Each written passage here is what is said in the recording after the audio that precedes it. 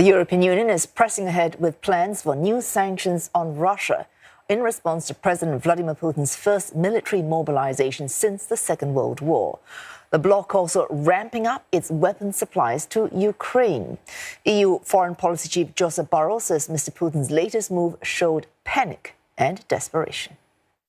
Additional restrictive measures against Russia will be brought forward immediately, as soon as possible, in coordination with our partners. And Rosie Burchett joins us live from Brussels. Rosie, what is the European Union hoping to achieve with this new round of sanctions?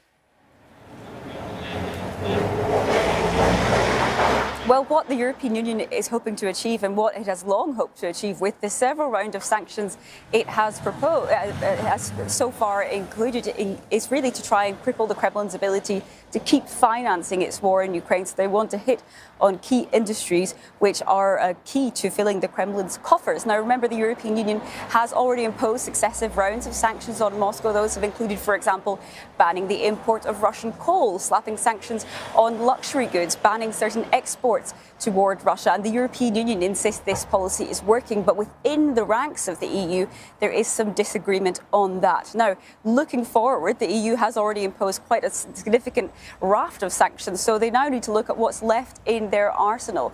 The EU is said to be considering further sanctions on individuals, so hundreds of Russians have already been placed under EU sanctions. That's an asset freeze and travel ban, for example, members of the Russian parliament, but also key members of key industries.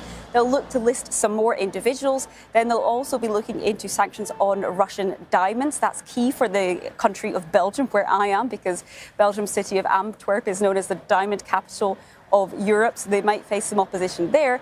And lastly, they're likely to look into an oil price cap. That's something which is being coordinated at G7 level, so with other members of the G7. The EU has already imposed sanctions on certain imports of Russian oil, but those sanctions haven't yet kicked in, so we're still in the phase-in period of those sanctions.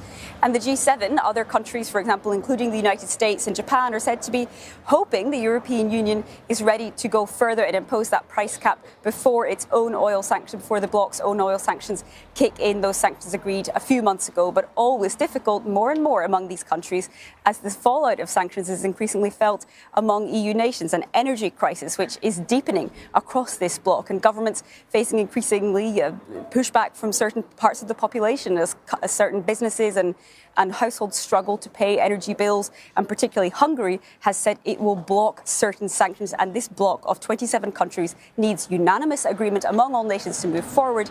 So while they have promised tougher sanctions, it's yet unclear exactly when they'll agree and when those tougher sanctions will kick in. Oh, thanks for that. Rosie Burchett speaking to us there from Brussels.